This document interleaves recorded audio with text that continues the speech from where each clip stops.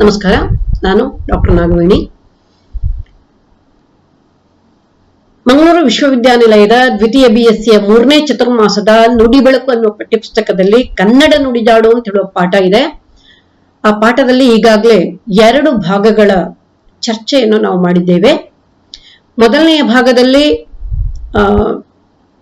ಕನ್ನಡ ನುಡಿಜಾಡು, ಅದರ ಉದ್ದೇಶ, ನುಡಿಜಾಡು ಅಂದ್ರೆ ಏನು, ಅದನ್ನು ಬರೆದಂತಹ ಪಾವೆಂ ಆಚಾರ್ಯ ಹಾಗೂ ಪ್ರೊಫೆಸರ್ ಜಿ ವೆಂಕಟಸುಬ್ಬಯ್ಯ ಅವರ ಪರಿಚಯವನ್ನು ಮಾಡಿಕೊಂಡಿದ್ದೇವೆ. ಇಲ್ಲಿರುವ ಸುಮಾರು 10 ಪದಗಳ ಅಧ್ಯಯನವನ್ನು ಮಾಡುವ ಮೂಲಕ ನಾವೇನ್ ಕರೆಯುತ್ತೇವೆ ಅಂತ ಚರ್ಚೆ ಮಾಡಿದ್ದೇವೆ.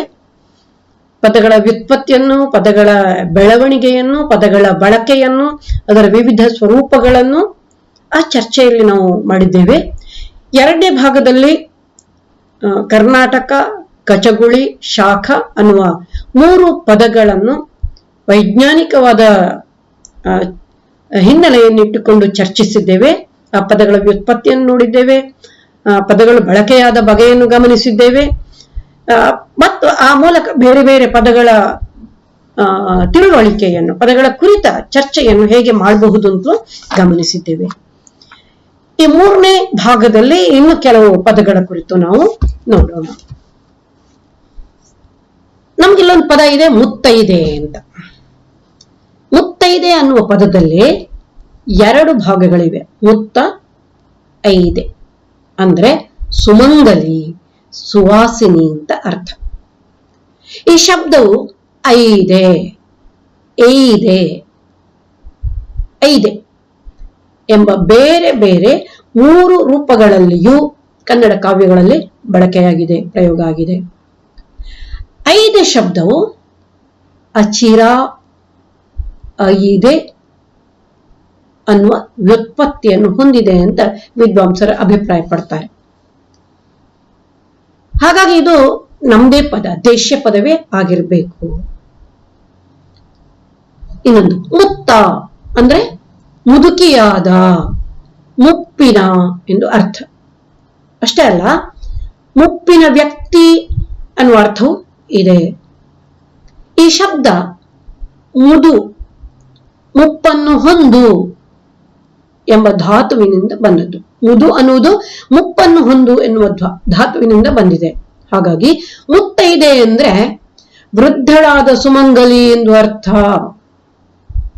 ಮುತ್ತಜ್ಜ, ಮುತ್ತಜ್ಜಿ, ಮುತ್ತಬ್ಬೆ, ಮುತ್ತಪ್ಪ, ಹೀಗೆ ಈಗಲೂ ಬೇರೆ ಬೇರೆ ಕಡೆಗಳಲ್ಲಿ ಬೇರೆ ಬೇರೆ ರೀತಿಯಲ್ಲಿ ವ್ಯಾಪಕವಾಗಿ ಈ ಪದಗಳು ಪ್ರಯೋಗದಲ್ಲಿವೆ. ಆದ್ರೆ ಈಗ ಮುತ್ತೈದೆ ಅನ್ನುವ ಶಬ್ದವನ್ನು ಉಪಯೋಗಿಸುವಾಗ ಈ ಶಬ್ದದಲ್ಲಿ ಮುಪ್ಪಿನ ಅರ್ಥವಿದೆ ಅಂತ ಹೇಳುವುದನ್ನು ಮರೆತೇ ಉಪಯೋಗಿಸ್ತೇವೆ ನಾವು. ಕೇವಲ ಸುಮಂಗಲಿ, ಮುತ್ತೈದೆ ಅಂದ್ರೆ ಸುಮಂಗಲಿ, 5 ಮುತ್ತು ಅಂತ ಇಟ್ಕೊಂಡು ಅವ್ಯಾವ ಮುತ್ತು ಅಂತ ಹೇಳ್ತಾ ಹಣೆಯಲ್ಲಿರುವ ತಿಲಕ, ಮೂಗುತಿ, ಕಿವಿಯಲ್ಲಿರುವ ಓಲೆ, ಕರಿಮಣಿ, ಕಾಲಿಗೆ ಹಾಕುವಂತ ಉಂಗುರ, ಇವೆಲ್ಲ 5 ಮುತ್ತುಗಳು ಅಂತ ಹೇಳ್ತಾ ಸುಮಂಗಲಿಯರಿಗೆ ಮಾತ್ರ ಮುತ್ತೈದೆ ಅಂತ ಹೇಳುವುದು ಅಂತ ಹೇಳುವ ಅಷ್ಟಕ್ಕೆ ಅರ್ಥ ಸಂಕುಚಿತಗೊಂಡಿದೆ. ಮುತ್ತೈದೆ ಪದದ ಅರ್ಥ ಅಷ್ಟಕ್ಕೆ ಸಂಕುಚಿತ ಆಗಿದೆ. ಮುದುಕಿಯಾದ ಸುಮಂಗಲಿಗೆ ಮುಪ್ಪಿನ ಮುತ್ತೈದೆ ಅಂತ ಹೇಳುತ್ತೇವೆ. ಸ್ವಲ್ಪ ಸ್ವೀಕರಿಸಲಿಕ್ಕೆ ಸ್ವಲ್ಪ ಕಷ್ಟ ಆಗ್ಬಹುದು. ಇದು ಸುಮಂಗಲಿ ಅಂತ ಹೇಳುವ ಅರ್ಥ ಇದ್ದು, ಮುತ್ತೈದೆ ಅನ್ನುವ ಶಬ್ದಕ್ಕೆ ಸುಮಂಗಲಿ ಅನ್ನುವ ಅರ್ಥ ಇದ್ದು, ನಿಜವಾಗಿಯೂ ಮುದುಕಿಯಾದ ಸುಮಂಗಲಿಗೆ ಮುಪ್ಪಿನ ಮುತ್ತೈದೆ ಅಂತ ಕರೀತೇವೆ. ಆ ಮದುವೆ ಆಗದ ಹುಡುಗಿಯರಿಗೆ ಏನ್ ಕರಿತೇವೆ? ಪುಟ್ಟ ಮುತ್ತೈದೆ, ಚಿಕ್ಕ ಮುತ್ತೈದೆ, ಈ ರೀತಿಯ ಪ್ರಯೋಗ ಇದೆ. ನಮ್ಮ ಸಂಸ್ಕೃತಿಯಲ್ಲಿ ನಾವು ಮಾಂಗಲ್ಯಕ್ಕೆ, ಸೌಮಾಂಗಲ್ಯಕ್ಕೆ, ಮುತ್ತೈದೆತನಕ್ಕೆ ಕೊಡುವಂತಹ ಪ್ರಾಧಾನ್ಯ, ಅದನ್ನು ಈ ಪದ, ಮುತ್ತೈದೆ ಪದ ಹೇಳ್ತದೆ. ಇನ್ನೊಂದು ಪದ ಇದೆ, ರೊಟ್ಟಿ ಅಂತ. ಬಹಳ ಇವತ್ತು ಪ್ರಚಲಿತದಲ್ಲಿರುವ, ಬಹಳ ಎಲ್ಲರೂ ಇಷ್ಟಪಡುವಂತ ಒಂದು ತಿನಿಸು ಅದು ರೊಟ್ಟಿ. ಈ ರೊಟ್ಟಿ ಹಿಂದಿ ಭಾಷೆಯ ರೋಟಿ ಅನ್ನುವ ಮೂಲದಿಂದ ಬಂದಿದೆ. ಮರಾಠಿ ಭಾಷೆಯಲ್ಲಿ ಕೂಡ ರೋಟಿ ಅಂತ ಹೇಳಿ ವ್ಯವಹಾರದಲ್ಲಿದೆ. ಕನ್ನಡದಲ್ಲಿ ಇದು ಯಾವಾಗ ಬಳಕೆಗೆ ಬಂತು ಮೊದಲಿಗೆ ಅಂದ್ರೆ ಮಂಗರಸನ ಸೂಪಶಾಸ್ತ್ರದಲ್ಲಿ ಪ್ರಯೋಗ ಆಗಿದೆ. ಇದರ ಕಾಲ ಸುಮಾರು ಕ್ರಿಸ್ತಶಕ 1510 ಅಂದ್ರೆ 16ನೇ ಶತಮಾನದ ಆರಂಭದ ಕಾಲದಲ್ಲಿ ಈ ಶಬ್ದ ಬಂದಿದೆ. ಯಾವುದು? ರೊಟ್ಟಿ ಅನ್ನುವ ಪದ ವ್ಯವಹಾರದಲ್ಲಿ, ಕೃತಿಯಲ್ಲಿ ಬಂದಿದೆ. ನೋಡಿದ್ರೆ ಈ ಶಬ್ದದ ಚರಿತ್ರೆ ಉಂಟಲ್ಲ, ಬಹಳ ಬಹಳ ಸ್ಪೆಷಲ್ ಇದು. ಎಲ್ಲ ದ್ರಾವಿಡ ಭಾಷೆಗಳಲ್ಲಿ ಇರುವ ಈ ಶಬ್ದ ಸಂಸ್ಕೃತದಲ್ಲಿ ಏನಾಗಿದೆ ಅಂದ್ರೆ ರೋಟಿಕಾ ಈ ರೂಪದಲ್ಲಿ ಸಿಗ್ತದೆ. ಪ್ರಾಕೃತದಲ್ಲಿ ಲುಟ್ಟಿ ಅನ್ನುವ ರೂಪದಲ್ಲಿ ಇತ್ತು. ಹಾಗಾಗಿ ಇದು ಹಳೆಯ ಶಬ್ದ. ಭೋಜ ಪ್ರಬಂಧದಲ್ಲಿ ಶಬ್ದದ ಮೊದಲ ಪ್ರಯೋಗ ಅಂದ್ರೆ ಸಂಸ್ಕೃತದಲ್ಲಿ ಸಿಗ್ತದೆ. ಫಿರಂಗಾ ರೋಟಿ ಅಂತ ಹೇಳುವ ಶಬ್ದವನ್ನು ಸಂಸ್ಕೃತದ ನಿಘಂಟುಕಾರರು ಉಲ್ಲೇಖಿಸಿ ಇದಕ್ಕೆ ಪರಂಗಿಯವರ ರೊಟ್ಟಿ, ಬ್ರೆಡ್ ಅಂತ ಹೇಳಿ ಅರ್ಥ ಕೊಡ್ತಾರೆ. ಆದ್ರೆ ಇದು ದ್ರಾವಿಡ ಭಾಷೆಗಳಿಂದ ಸಂಸ್ಕೃತಕ್ಕೆ ಹೋಗಿರಬಹುದು ಅಂತ ಹೇಳುವ ಒಂದು ಅಂದಾಜು, ಊಹೆ ವಿದ್ವಾಂಸರದ್ದು ಆಗಿದೆ. ಹಾಗಾಗಿ ಇದರ ಚರಿತ್ರೆ ಉಂಟಲ್ಲ, ಒಂದು ಸ್ವಲ್ಪ ಕ್ಲಿಷ್ಟ ಮತ್ತು ವ್ಯಾಪಕವಾದ್ದು. ಈ ರೋಟಿ ಅನ್ನುವ ಶಬ್ದದ ಚರಿತ್ರೆ ಸ್ವಲ್ಪ ಕ್ಲಿಷ್ಟವೇ. ಕನ್ನಡದ ಕಾವ್ಯದಲ್ಲಿ ಕಾಣಿಸಿಕೊಳ್ಳುವ ಮುಂಚೆ ಈ ರೋಟಿ ಪದ ಬಂದಿರಬೇಕು. ರೋಟಿ ಪದ ಬೇರೆ ಕಾವ್ಯಗಳಲ್ಲಿ, ಬೇರೆ ಭಾಷೆಯಲ್ಲಿ ಬಳಕೆ ಆಗಿರಬೇಕು. ಅಂತೂ ನಾವು ಇವತ್ತು ಬಳಸುವ ರೊಟ್ಟಿ ಅನ್ನುವ ಪದದ ಮೂಲ ಹಿಂದಿ ಭಾಷೆಯ ರೋಟಿ, ಮರಾಠಿಯ ರೋಟಿ. ಮುಂದೆ ಒಂದು ಶಬ್ದ ಇದೆ, ಲಕ್ಷ್ಮಣ ರೇಖೆ. ನಾವು ಬಹಳ ಕಡೆಯಲ್ಲಿ ಇದನ್ನು ಬಳಸ್ತೇವೆ. ಲಕ್ಷ್ಮಣ ರೇಖೆ ಅನ್ನುವಂಥ ಪದವನ್ನು ಬಳಸ್ತೇವೆ. ನಮ್ಗೆ ರಾಮಾಯಣದಿಂದ ಈ ಪದ ಸಿಕ್ಕಿದೆ.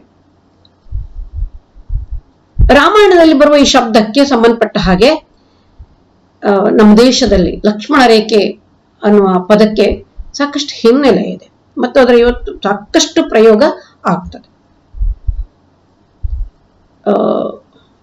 ರಾಮ ಲಕ್ಷ್ಮಣ ಸೀತೆಯರು ವನವಾಸದಲ್ಲಿದ್ದಾಗ ಮಾಯಾಮೃಗ, ಪಂಚವಟಿಯಲ್ಲಿದ್ದಾಗ ಮಾಯಾಮೃಗ ಬರ್ತದೆ. ಆ ಮಾಯಾಮೃಗವನ್ನು, ಬಂಗಾರದ ಮಾಯಾಮೃಗವನ್ನು ಸೀತೆ ಕೆಡ್ತಾಳೆ. ರಾಮ ಅಟ್ಟಿಸಿಕೊಂಡು ಹೋಗ್ತಾನೆ. ರಾಮ ದೂರಕ್ಕೆ ಅಟ್ಟಿಸಿಕೊಂಡು ಹೋಗ್ತಾನೆ. ಅದಕ್ಕೆ ಬಾಣ ಬಿಡ್ತಾನೆ. ಅದು ಸಾಯುವ ಹೊತ್ತಿಗೆ ಹಾ ಲಕ್ಷ್ಮಣ, ಹಾ ಸೀತಾ ಅಂತ ಹೇಳಿ ಸತ್ತು ಹೋಗ್ತದೆ. ಹಾ ಲಕ್ಷ್ಮಣ, ಹಾ ಸೀತಾ ಅಂತ ಹೇಳಿ ಸತ್ತು ಹೋದಾಗ ಸೀತೆಗೆ ಭಯವಾಗ್ತದೆ. ರಾಮನಿಗೆ ಏನ್ ತೊಂದರೆ ಆಗಿರ್ಬೇಕು ಅಂತ. ಅವಳು ಲಕ್ಷ್ಮಣನನ್ನು ಗದರಿಸಿ ಹೋಗು, ರಾಮನಿಗೆ ಸಹಾಯ ಮಾಡು ಅಂತ ಹೇಳ್ತಾಳೆ. ಆದ್ರೆ ಲಕ್ಷ್ಮಣನಿಗೆ ಅಂದಾಜಿದೆ ಇದು ರಾಮನ ಧ್ವನಿ ಅಲ್ಲ ಮತ್ತು ರಾಮ ಜಿಂಕೆಯಿಂದಾಗಿ ಅಪಾಯಕ್ಕೆ ಒಳಗಾಗುವ ಸ್ಥಿತಿಯಲ್ಲಿ ಅಪಾಯಕ್ಕೆ ಒಳಗಾಗಲಾರ. ಹಾಗಾಗಿ ತಾನು ಹೋಗುವುದಿಲ್ಲ ಅಂತ ಹೇಳ್ತಾನೆ. ಇಲ್ಲ, ಹೋಗಲೇಬೇಕು ಅಂತ ಹಠ ಹಿಡಿದಾಗ ಆ ಎಲೆ ಮನೆಯ ಎದುರು ಗೆರೆ ಹಾಕಿ ಹೋಗ್ತಾನೆ. ಅವನು 3 ಗೆರೆಗಳನ್ನು ಹಾಕಿ ಹೋಗ್ತಾನೆ. ಮತ್ ಸೀತೆಗೆ ಹೇಳ್ತಾನೆ, ಯಾವುದೇ ಕಾರಣಕ್ಕೂ ಈ ರೇಖೆಯನ್ನು ದಾಟಿ ಹೊರಕ್ಕೆ ಹೋಗಬೇಡ ಅಂತ ಹೇಳಿ ರಾಮನನ್ನು ಹುಡುಕುವುದಕ್ಕೆ ಲಕ್ಷ್ಮಣ ಹೋಗ್ತಾನೆ. ಅದೇ ಸಮಯಕ್ಕೆ ಕಾದಿದ್ದ ರಾವಣ ಸನ್ಯಾಸಿಯ ವೇಷ ಹಾಕಿಕೊಂಡು ಗೆರೆಯಿಂದ ಹೊರಗೆ ನಿಂತು ಭಿಕ್ಷೆ ಕೇಳ್ತಾನೆ ಸೀತೆ ಹತ್ರ. ಮತ್ತೆ ಹೇಳ್ತಾನೆ, ಆ ಗೆರೆಯನ್ನು ದಾಟಿ ನನಗೆ ಬರ್ಲಿಕ್ಕೆ ಆಗೋದಿಲ್ಲ, ನೀನೇ ಬಂದು ಕೊಡು ಅಂತ. ಸೀತೆ ಲಕ್ಷ್ಮಣ ಹಾಕಿದ್ದ ರೇಖೆಯನ್ನು ದಾಟಿ ಭಿಕ್ಷೆಯನ್ನು ಕೊಡ್ಬೇಕಾಗ್ತದೆ, ಯಾಕಂದ್ರೆ ಸನ್ಯಾಸಿಗೆ. ಆ ಗೆರೆ ರಾವಣನಿಗೆ ದಾಟುವುದು ಸಾಧ್ಯ ಇಲ್ಲ, ಅವನ ಗೆರೆ ಹೊರಗಡೆ ಇರ್ತಾನೆ. ಸೀತೆ ಲಕ್ಷ್ಮಣ ಹಾಕಿದ್ದ ರೇಖೆಯನ್ನು ದಾಟ್ತಾಳೆ, ರಾವಣನಿಗೆ ಸರಿಯಾಗ್ತಾಳೆ. ಅದು ಲಕ್ಷ್ಮಣ ಹಾಕಿದ ರೇಖೆ ಲಕ್ಷ್ಮಣ ರೇಖೆ. ಇದರಲ್ಲಿ 2 ರೀತಿಯಲ್ಲಿ ಗಮನಿಸಬೇಕು. ಲಕ್ಷ್ಮಣ ರೇಖೆ ಹಾಕಿದವ ಲಕ್ಷ್ಮಣ, ಅವನ ದೃಷ್ಟಿ ಹೊರಗಿಂದ ಹೊರಗೆ ಹೋಗಬಾರದು ಅಂತ, ಅದನ್ನು ದಾಟಬಾರದು ಅಂತ. ಆದ್ರೆ ಆ ರೇಖೆ ರಾವಣ ದಾಟಿಸ್ತಾನೆ, ಆ ರೇಖೆಯಿಂದ ಸೀತೆಯನ್ನು ದಾಟಿಸ್ತಾನೆ. ನಾವು ಹೀಗೆ ನೋಡುವಾಗ ರೇಖೆಯನ್ನು ದಾಟಿಸಿದ ರಾವಣ ಏನಾಗ್ತಾನಂದ್ರೆ ಸೀತೆಯನ್ನು ಕದ್ಕೊಂಡು ಹೋಗುವ ಗೆಲುವನ್ನು ಸಾಧಿಸ್ತಾನೆ. ಅದೇ ಲೋಕಕ್ಕೆ ಕಾಣುವುದು ರಾವಣನ ಗೆಲುವು, ರಾಮನ ಸೋಲು, ಸೀತೆಯ ಸೋಲು. ಆದ್ರೆ ದೂರದೃಷ್ಟಿಯಿಂದ ನೋಡಿದ್ರೆ ಲಕ್ಷ್ಮಣನ ನಿರ್ಧಾರ ಕಾಣುತ್ತದೆ, ರಾಮನ ಸೋಲು ಕಾಣುತ್ತೆ, ರಾವಣನ ಸೋಲು ಕಾಣುತ್ತದೆ. ರಾವಣನ ಸೋಲು ಕಾಣುತ್ತದೆ. ಲಕ್ಷ್ಮಣನ ನಿರ್ಧಾರ, ರಾವಣನ ಸೋಲು. ಎಲ್ಲರ ಬಾಳಿನಲ್ಲಿ ಕೂಡ ಇಂಥ ಸನ್ನಿವೇಶಗಳು ಒದಗುತ್ತವೆ. ಲಕ್ಷ್ಮಣ ಹಾಕಿದಂತ ರೇಖೆಯನ್ನು ದಾಟದೆ ಇರ್ತಿದ್ರೆ ಸೀತೆಯ ಬದುಕು ಉಳಿಯುತ್ತಿತ್ತು. ಇವತ್ತು ನಮ್ಗದು ಹೇಳುವುದು, ಅಂಥ ರೇಖೆಗಳನ್ನು ದಾಟದೆ ಬದುಕುವ ಚಾಕಚಕ್ಯತೆಯನ್ನು ನಾವು ಇಟ್ಕೊಳ್ಬೇಕು, ಬೆಳೆಸಿಕೊಳ್ಬೇಕು. ಒಂದ್ ವೇಳೆ ಗೆಲ್ಲುವ ಹಠ ಹಿಡಿದ್ರೆ ಅದು ಮನುಷ್ಯನನ್ನು ಮೀರಿದ ತೀರ್ಮಾನ, ಮಾನವಾತೀತ ತೀರ್ಮಾನ ಆಗಿರ್ತದೆ ರಾಮಾಯಣದ ದೃಷ್ಟಿಯಿಂದ. ಇಂಥ ಸಂದಿಗ್ಧಗಳನ್ನು ತಂದೊಡ್ಡಿ ಕವಿಗಳು ತಮ್ಮ ಕಾವ್ಯದಲ್ಲಿ ಇಂಥ ಸಂದಿಗ್ಧಗಳನ್ನು ತಂದೊಡ್ಡಿ ಕಾವ್ಯಗಳಲ್ಲಿ ಮನುಷ್ಯನ ಸ್ವಭಾವವನ್ನು ಚಿತ್ರಿಸುತ್ತಾರೆ. ಅದನ್ನು ತಿಳಿದು ನಾವು ಅರ್ಥ ಮಾಡಿಕೊಂಡು, ಇಂಥ ಸಂದಿಗ್ಧಗಳನ್ನು ನಾವು ಅರ್ಥ ಮಾಡಿಕೊಂಡು ಗೆಲ್ಲುವ ಅವಕಾಶವನ್ನು ಯಾರು ಪಡೆದುಕೊಳ್ತೇವೋ ಅವರು ಜೀವನದಲ್ಲಿ ಗೆಲ್ತಾರೆ. ಲಕ್ಷ್ಮಣ ರೇಖೆ ಇದ್ದು ಅದನ್ನು ಮೀರಿ ಹೋಗದೆ ಗೆಲ್ಲುವ ಅವಕಾಶಗಳನ್ನು ಇಟ್ಟುಕೊಂಡು ಗೆದ್ರೆ ಜೀವನ ಯಶಸ್ಸನ್ನು ಸಾಧಿಸ್ತದೆ ಅಂತ ಹೇಳುವಂತ ಅರ್ಥ ಈ ಲಕ್ಷ್ಮಣ ರೇಖೆಗೆ ಕೊಡಬಹುದು. ಇನ್ನು ಒಂದು ಪದ ಶೋಕಿ. ಇದಕ್ಕೆ ಮೂಲ, ಶೋಕಿ ಅನ್ನುವ ಪದಕ್ಕೆ ಮೂಲ ಅರಬಿಯ ಪಾರಸಿಯ ಶೋಕಿ ಅನ್ನುವಂಥದ್ದು. ಇದಕ್ಕೆ ರಸಿಕತನದ, ಅಭಿರುಚಿಯುಳ್ಳ, ವಿಲಾಸದ ಅಂತ ಹೇಳುವ ವಿಶೇಷವಾದ ಅರ್ಥ ಇದೆ, ವಿಶೇಷಣದ ಅರ್ಥ ಇದೆ. ಮರಾಠಿಯಲ್ಲಿ ಈ ಶಬ್ದ ಬಳಕೆ ಇದೆ, ಹೆಚ್ಚು ಬಳಕೆಯಾಗ್ತದೆ, ಶೋಕಿವಾಲ ಅಂತ. ಅಲ್ಲಿ ಅದಕ್ಕೆ ಭೋಗಾಸಕ್ತನಾದ, ವಿಷಯಾಸಕ್ತನಾದ, ವಿಷಯ ಲಂಪಟನಾದ ಅಂತ ಹೇಳುವ ಒಂದು ವಿಶೇಷಣ ಅರ್ಥ ಇದೆ. ಕನ್ನಡಕ್ಕೆ ಇದು ಮರಾಠಿ ಮೂಲಕ ಬಂದಿದೆ. ಕನ್ನಡದಲ್ಲಿಯೂ ಹೆಚ್ಚಾಗಿ ಇದೇ ಅರ್ಥ, ಅಭಿರುಚಿ, ರಸಿಕ, ವಿಲಾಸಿ ಅನ್ನುವ ಅರ್ಥವನ್ನು ಕೊಡ್ತಾರೆ. ಕನ್ನಡದಲ್ಲಿ ಎರಡು ರೀತಿಯಲ್ಲಿ ಪದ ಬಳಕೆಯಾಗ್ತದೆ, ಶೋಕಿ ಮತ್ತು ಶೋಕಿ. ಎರಡು ರೂಪಗಳು ಕೂಡ ಇವೆ, ಶೋಕಿವಾಲ, ಶೋಕಿದಾರ. ಹೀಗೆ ಈ ಪದವನ್ನು ಈ ರೀತಿ ಬಳಸಬಹುದು. ಈ ಶೋಕಿವಾಲರ, ಶೋಕಿದಾರರ ಗುಣಗಳನ್ನು ಶೋಕು ಅಂತ ಹೇಳ್ತಾರೆ. ಬಹಳ ಪ್ರಸಿದ್ಧವಾಗಿ ಬಳಕೆಯಾಗುವ ಇನ್ನೊಂದು ಪದ ಸರ್ಕಲ್. ಕನ್ನಡದಲ್ಲಿ ಸರ್ಕಲ್ ಇದು ಇಂಗ್ಲಿಷ್ ಭಾಷೆಯಿಂದ ಕನ್ನಡಕ್ಕೆ ಬಂದ ಶಬ್ದ. CIRCLE ಇದು ಇಂಗ್ಲಿಷ್ ಭಾಷೆಯಿಂದ ಕನ್ನಡಕ್ಕೆ ಬಂದ ಶಬ್ದ. ಇಂಗ್ಲಿಷ್ ಭಾಷೆಗೆ ಲ್ಯಾಟಿನ್ ಭಾಷೆಯಿಂದ ಬಂದಿದೆ. ಅಂದ್ರೆ ಸರ್ಕಲ್ ಪದದ ಮೂಲ ಲ್ಯಾಟಿನ್ ಭಾಷೆ. ಲ್ಯಾಟಿನ್ ನಲ್ಲಿ ಶಬ್ದದ ರೂಪ ಹೇಗುಂಟಂದ್ರೆ CIRCUL. ಈ ಶಬ್ದಕ್ಕೆ ಜಾಮಿತಿಯಲ್ಲಿರುವ ಅರ್ಥಕ್ಕಿಂತ ಹೆಚ್ಚು ವ್ಯಾಪಕವಾದ ಅರ್ಥ ಇದೆ. ಇವತ್ತು ನಾವು ಬಳಸುವಾಗ ಸರ್ಕಲ್ ಅನ್ನುವ ಪದಕ್ಕೆ ಸಾಮಾನ್ಯವಾಗಿರುವ ಜಾಮಿತಿಯಲ್ಲಿರುವ ಅರ್ಥಕ್ಕಿಂತ ಹೆಚ್ಚಿನ ವ್ಯಾಪಕವಾದ ಅರ್ಥ ಇದೆ. ಎ ಸರ್ಕಲ್ ಆಫ್ ಫ್ರೆಂಡ್ಸ್ ಅನ್ನೋ ಒಂದು ವಾಕ್ಯವನ್ನು ಗಮನಿಸುವ. ಇಲ್ಲಿ ಸ್ನೇಹಿತರ ಒಂದು ಗುಂಪು ಅಂತ ಅರ್ಥ, ಸ್ನೇಹಿತರ ಒಂದು ಸಮೂಹ ಅಂತ ಅರ್ಥ. ಇಂಗ್ಲಿಷ್ ಭಾಷೆಯಲ್ಲಿ ರಸ್ತೆಗಳು ಕೂಡುವ ಕಡೆ ವೃತ್ತಗಳನ್ನು ನಿರ್ಮಿಸಿ ಆ ಸ್ಥಳಕ್ಕೆ ಸರ್ಕಲ್ ಅಂತಾರೆ. ಮತ್ತು ಈ ಸರ್ಕಲ್ಗೆ ಯಾರಾದ್ರೂ ಪ್ರಸಿದ್ಧರ ಹೆಸರಿಟ್ಟು ಅದರ ಮುಂದೆ ಸರ್ಕಲ್ ಅಂತ ಕರೀತಾರೆ. ನಮ್ಮ ಮಂಗಳೂರಲ್ಲಿ ಬೇರೆ ಬೇರೆ ಸರ್ಕಲ್ಗಳಿವೆ. ಜ್ಯೋತಿ ಸರ್ಕಲ್ ಅಂತ ಕರಿತೇವೆ, ಇನ್ನು ನವಭಾರತ ಸರ್ಕಲ್ ಅಂತ ಕರಿತೇವೆ. ಇಲ್ಲೆಲ್ಲ ಅದರೊಂದಿಗೆ ಒಂದು ಹೆಸರನ್ನು ಸೇರಿಸಿ ಮುಂದೆ ಸರ್ಕಲ್ ಅಂತ ಹಾಕೋದು. ಅಲ್ಲಿ ಸ್ನೇಹಿತರ ಸಮೂಹ ಅಲ್ಲ, ಅದು 4 ರಸ್ತೆಗಳು ಕೂಡುವ ಸ್ಥಳ, ವೃತ್ತ, ಅದು ಸರ್ಕಲ್ ಆಗಿರ್ತದೆ. ಇನ್ನು ಒಂದು ಪದ ಕನ್ನಡದಲ್ಲಿ ಆಷಾಢಭೂತಿ ಅಂತಿದೆ. ಆಷಾಢಭೂತಿ ಅಂದ್ರೆ ಢಂಬಾಚಾರ ಮಾಡುವವರು. ಅರ್ಥಕೋಶಗಳನ್ನು ನೋಡಿದ್ರೆ ಕನ್ನಡದಲ್ಲಿ ಈ ಶಬ್ದಕ್ಕೆ ಬೂಟಾಟಿಕೆ ಮಾಡುವವನು ಅಂತ ಒಂದು ಅರ್ಥ ಸಿಗ್ತದೆ. ಆದ್ರೆ ಆಷಾಢಭೂತಿ ಅಂತ ಶಬ್ದ ಹೇಗೆ ಹುಟ್ಟಿತು? ಆಷಾಢಕ್ಕೂ ಕಪಟಕ್ಕೂ ಏನ್ ಸಂಬಂಧ? ಇದನ್ನು ಹುಡುಕ್ಬೇಕಾದ್ರೆ ಪಂಚತಂತ್ರ, ಕನ್ನಡದ ಪ್ರಾಚೀನ ಕಥಾಕೋಶವಾದ ಪಂಚತಂತ್ರವನ್ನು ನೋಡ್ಬೇಕು. ಅದರಲ್ಲಿ ಒಬ್ಬ ಗುರು ತನ್ನ ಭಕ್ತರಿಂದ ಪಡೆದ ಕಾಣಿಕೆಗಳನ್ನು ಮಾರಿ ಬಂದ ಹಣವನ್ನು ಬಲು ಜೋಪಾನವಾಗಿ ಜಾಗೃತೆಯಾಗಿ ತನ್ನ ಅಂಗಿಯೊಳಗೆ ಬಚ್ಚಿಟ್ಕೊಡ್ತಾನೆ. ಇದನ್ನು ಹೇಗೋ ಗುರ್ತು ಹಚ್ಚಿದ ಒಬ್ಬ ವಂಚಕ ಆಷಾಢಭೂತಿ ಅಂತ ಹೇಳುವ ಹೆಸರಿಟ್ಟುಕೊಂಡು ಅವನ ಶಿಷ್ಯನಾಗಿ ಅತ್ಯಂತ ವಿಧೇಯತೆಯನ್ನು ನಟಿಸಿ ಗುರುವಿನ ನಂಬಿಕೆ ಗಳಿಸ್ತಾನೆ. ಒಂದು ದಿನ ಹೊತ್ತು ಸಾಧಿಸಿ ಆ ಗಂಟನ್ನು ಅಪಹರಿಸಿಕೊಂಡು ಹೋಗ್ತಾನೆ. ಅಂದ್ರೆ ಇಲ್ಲಿ ವಂಚಕತನ ಇದೆ. ಗುರುವಿನ ಶಿಷ್ಯನಾಗಿ ವಿಧೇಯನಾಗಿ ನಂಬಿಕೆ ಗಳಿಸಿ ಆ ಗಂಟನ್ನು ಅಪಹರಿಸಿಕೊಂಡು ಹೋಗುವವನು ಅವನು ಆಷಾಢಭೂತಿ. ಹಾಗಾದ್ರೆ ಆಷಾಢಭೂತಿ ಅಂದ್ರೆ ಪಂಚತಂತ್ರವೇ ಮೊದಲಾದ ಕನ್ನಡದ ಅಥವಾ ಭಾರತದ ಪ್ರಾಚೀನ ಕಥೆಗಳಲ್ಲಿ ಹೆಸರುಗಳನ್ನು ಹೆಚ್ಚಾಗಿ ಅನ್ವರ್ಥವಾಗಿ ಇಡ್ತಿದ್ರು. ಈ ದೃಷ್ಟಿಯಿಂದ ನೋಡಿದ್ರೆ ಆಷಾಢ ಅಂತ ಹೇಳುವ ಮಾಸಕ್ಕೂ ಆಷಾಢಭೂತಿಗೂ ಸಂಬಂಧವೇ ಇಲ್ಲ. ಆಷಾಢ ಅನ್ನೋ ಮಾಸ ಇದೆ, ಈ ಆಷಾಢಭೂತಿ, ಇವೆರಡರ ನಡುವೆ ಯಾವುದೇ ಸಂಬಂಧ ಇಲ್ಲ. ಆದ್ರೆ ಆಷಾಢ ಶಬ್ದಕ್ಕೆ ಅರ್ಥ ಇದೆ.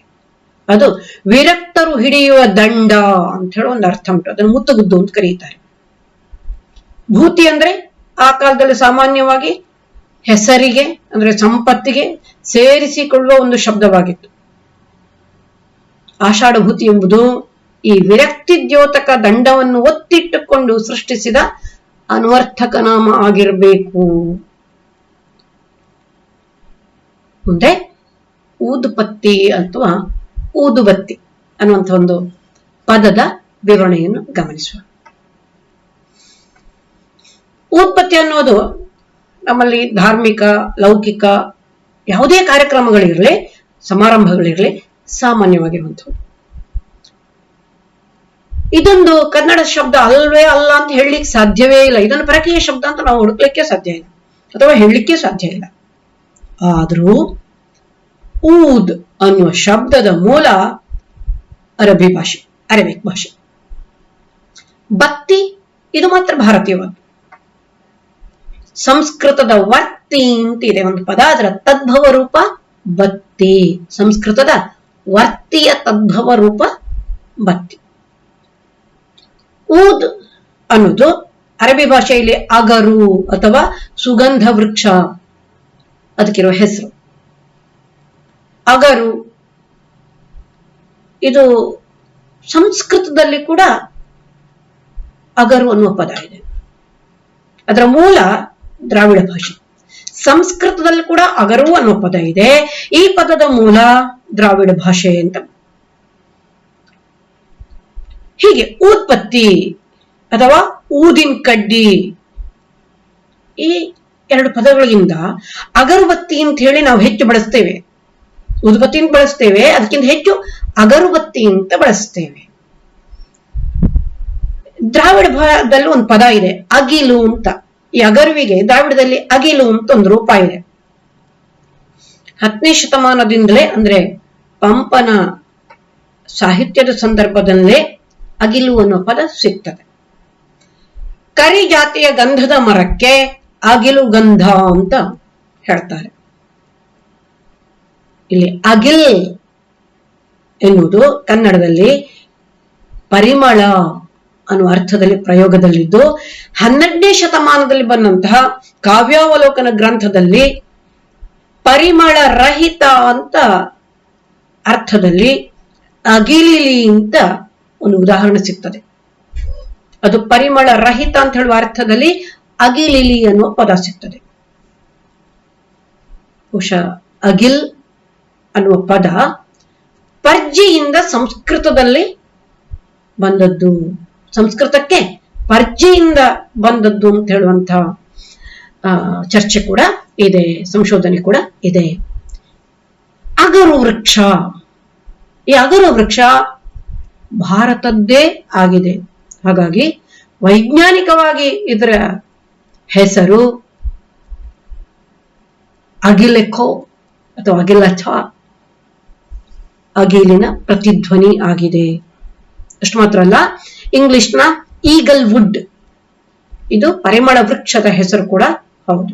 ಲ್ಯಾಟಿನ್ ನಲ್ಲಿ ಅಕ್ವಿಲಾ ಮೂಲಕ ಅಗಿಲಿನಿಂದಲೇ ಸ್ಫೂರ್ತವಾಗಿರ್ಬೇಕು ಅಂತ ಹೇಳಿ ಇಂಗ್ಲಿಷ್ ಕೋಶಗಳು ಹೇಳ್ತವೆ. ಹಳೆಯ ಕನ್ನಡ ಕೋಶಗಳಲ್ಲಿ ಊದ ಅನ್ನೋದ್ರ ಬಗ್ಗೆ ಸ್ವಲ್ಪ ಗೊಂದಲ ಇದೆ. ಅವುಗಳಲ್ಲಿ ಕೆಲವು ಊದ ಅನ್ನೋದನ್ನು ಲೋಭಾನಕ್ಕೆ ಪರ್ಯಾಯವಾಗಿ ಬಳಸಲಾಗ್ತದೆ.